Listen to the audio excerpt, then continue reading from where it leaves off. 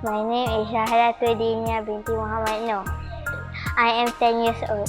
So my name is Billy Aronda. I'm a Muslim now, but I was a Catholic before. Assalamualaikum warahmatullahi wabarakatuh. My name is Nazira. I am 16. Assalamualaikum, I'm Nisrin and I'm 14. My name is Melissa Wong and I'm born and raised as a Christian. Hi, I'm Mizan, Hindu.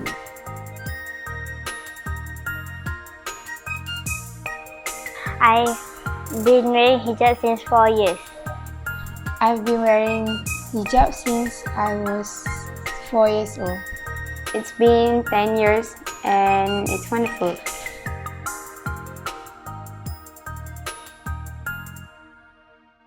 You guys! Yes, I do have many friends wear hijab, including both of you here. Oh yes, I have a lot of friends, close friends who wears hijab.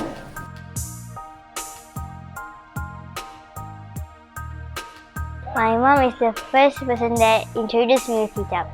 My mom. My mom, when I was 4, my mom used to tell me a story about a woman and who didn't wear hijab and it saves and it made me feel anxious.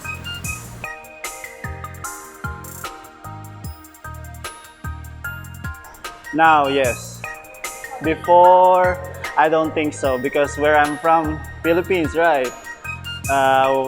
When we were young, we're not really comfortable seeing women like that. Especially those who are wearing niqab like this. Our old people are scaring us when we were kids. Oh, okay, we're going to sell you to that woman wearing this and that. Oh, okay, if you're going to be naughty, we will sell you. I'm comfortable with them actually. I mean, it's just their way of dressing. It doesn't bother me at all, so I don't think it bothers anyone. Yes, I'm very comfortable around friends who wears hijab because I've been used to.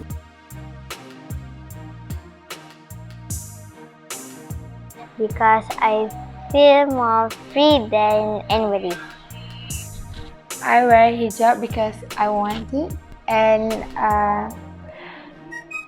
I want to cover my alright. Because Allah ordered us.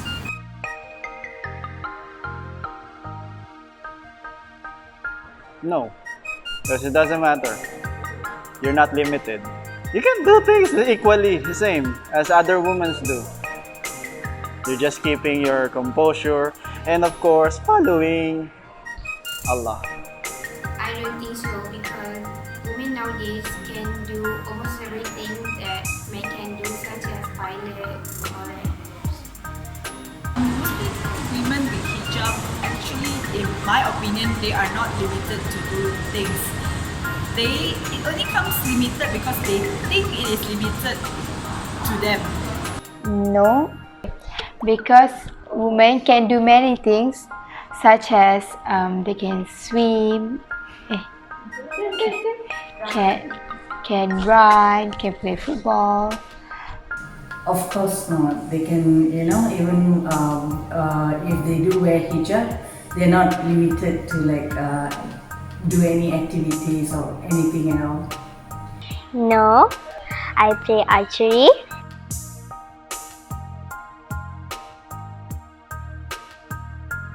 Sometimes I used to wear hijab when I go road run.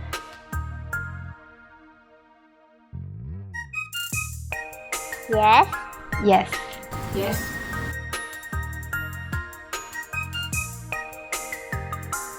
Yeah, before.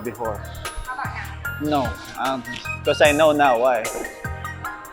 I feel they are not because it is their choice and they don't have to listen to other people who are forcing them. I mean, it is compulsory in their religion also, right? But I think it's also up to them. Okay, so of course they're not forced to wear it. It totally depends on their preference.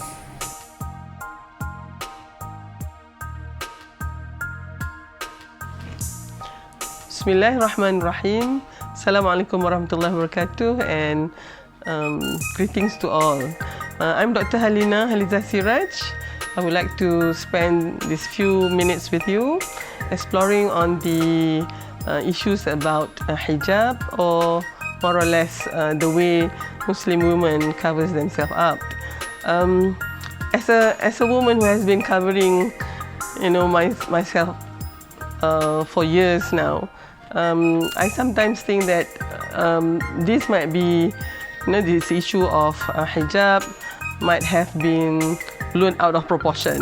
Like most of the time it's being discussed and not involving the person who's actually wearing hijab themselves. Okay, and sometimes it's becoming quite a political issue, I must say, whereby this piece of cloth over our head has been symbolizing a lot of things.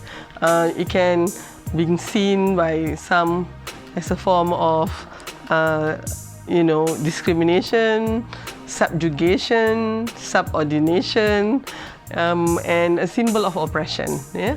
But at the same time, it might be also being seen as a liberation from women being judged on how they are, looking or appearing physically. And it's not, of course, the fact that they don't have to be judged in terms of their physical attributes and beauty, then we can actually focus more on our intelligence and our abilities. So that is actually the spectrum of discussion. However, I might want to discuss this basically on why. This is discussing it through what Simon Sinek has proposed through his golden circle of starting it with why.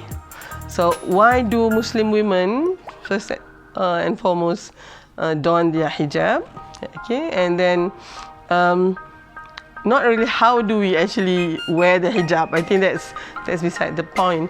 But most probably, how do we navigate and look at the importance of hijab in our life, and finally, what is the main purpose of having women particularly to wear hijab?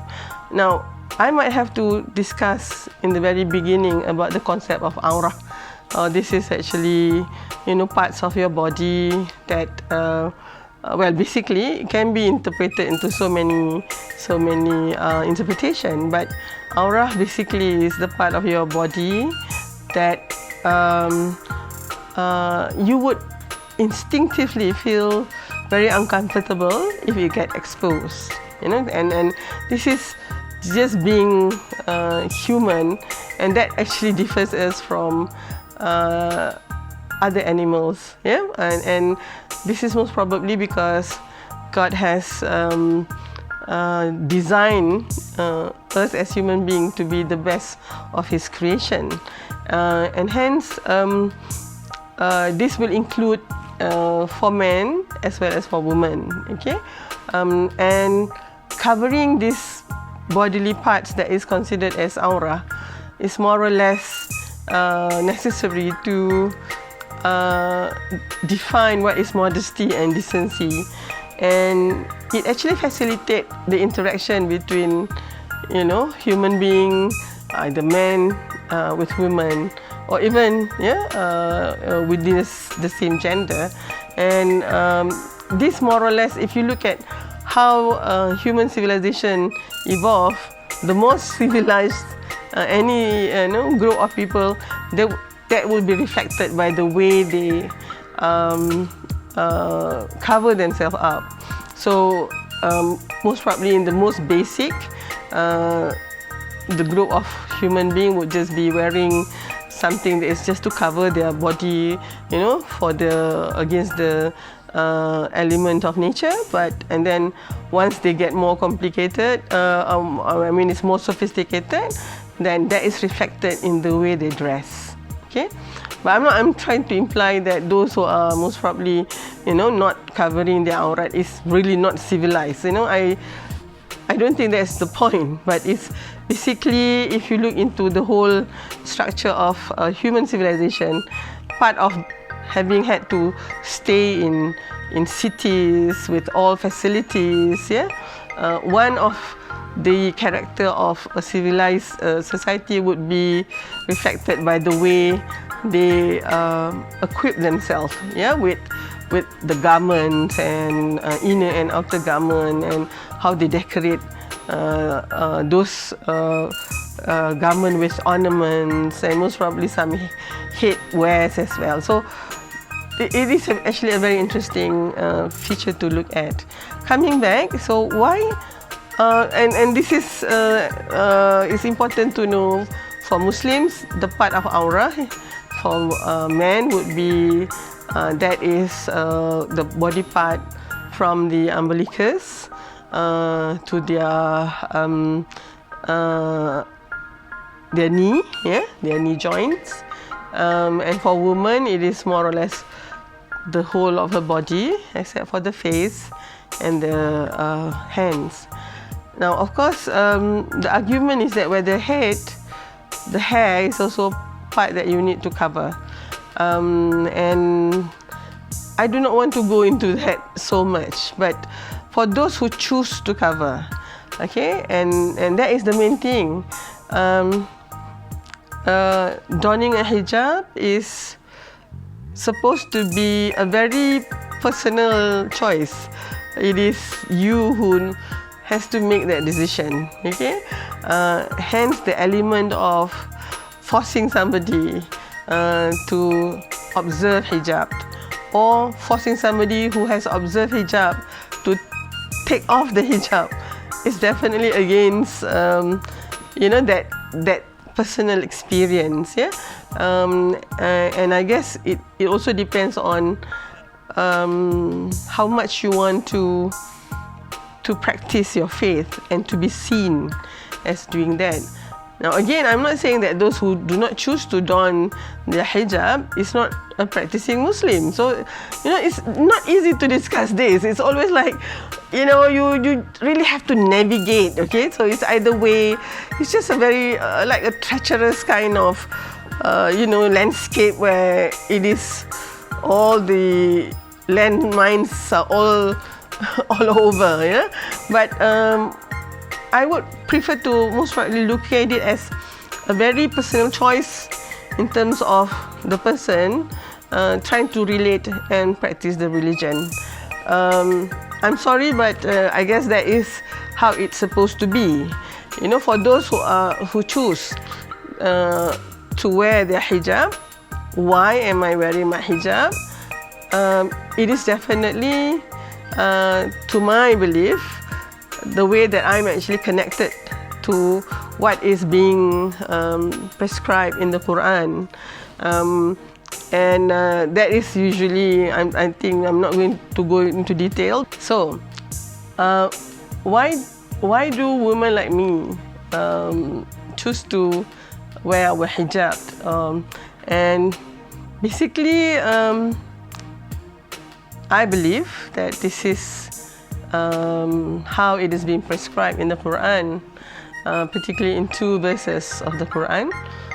First is actually in Surah An-Nur, or the light, verse 31, whereby the believing Muslim women has been instructed to lower our gaze and cover ourselves, yeah? And that is actually intended as a part of for our modesty. Not to forget that that verse has been preceded by verse 30, where the same instruction is actually given to men as well, whereby lowering our gaze and keeping our private parts to be more or less behaving, not really to sort of engage in unnecessary intimate relationship with others, except for those that we are married to.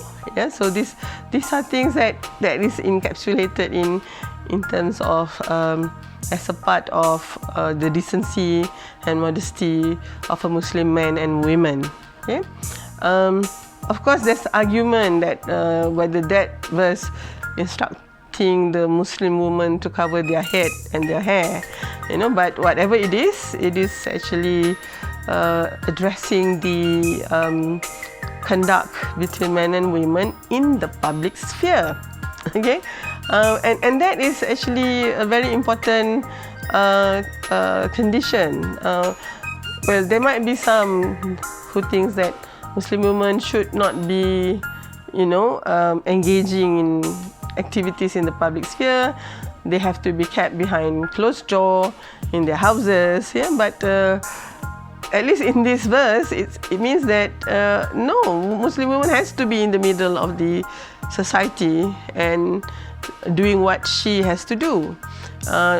This is also supported by the second verse that is related to hijab, which is in Surah Al-Ahzab, verse 59, where it's quite clearly it's been indicated that the reason why Muslim women and daughters of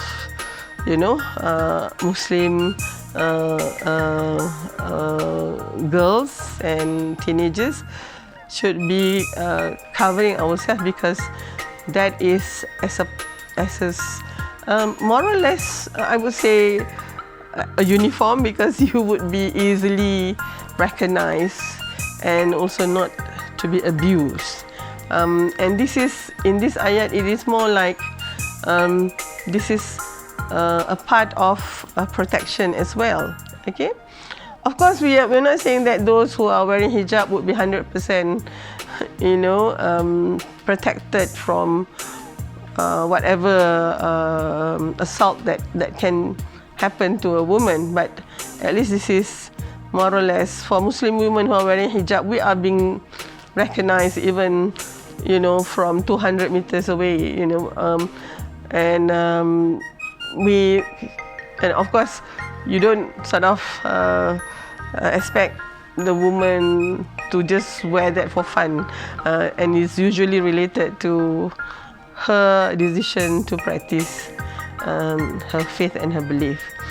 So that is actually the why, and you can actually come with whatever justification or as to why a woman has to don the hijab and wear that in the public sphere, or why she should not.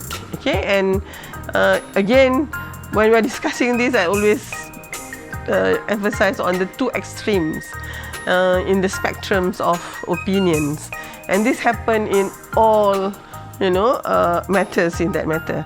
For hijab, there might be somebody or group that subscribe to the belief that it is a strictly a strict rules that has to be implemented, and there's no compromise to that. It has even been sanctioned as part of the rules within the community that has to be observed. So that's the most restrictive view. But at the same time, as usual, there will be another extreme where more or less having a view of there shouldn't be any restriction, no string attached, and it is definitely being seen as something which subjugate a woman or discriminate the woman. So within these two extremes, Islam actually put it right in the middle, and I don't call this middle point a moderation or a neutral point. I would prefer to call it a balanced view, whereby it is balancing between the most liberalized view and the most restrictive view. And this is the principle, the Goldilocks principle of not too much and not too little, not too hot and not too cold, what else? Not too hard and not too soft. So this is the just nice, just right ingredient. So what is this middle ground?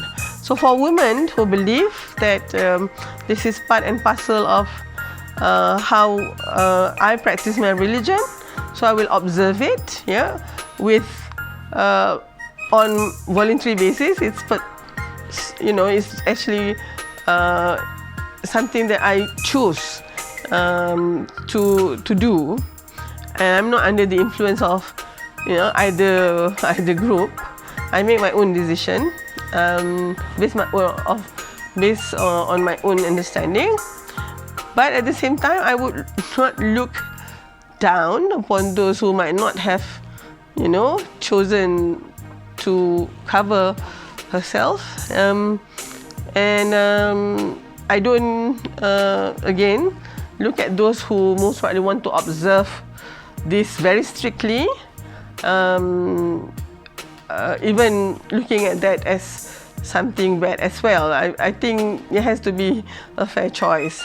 I can interact with any of this, yeah, and I wouldn't want to exclude myself from interacting with all this. So in summary, my hijab is my identity. I know some of you might be very concerned about that and might be listening to this and say, wow, she's a professor, but she's still very much oppressed and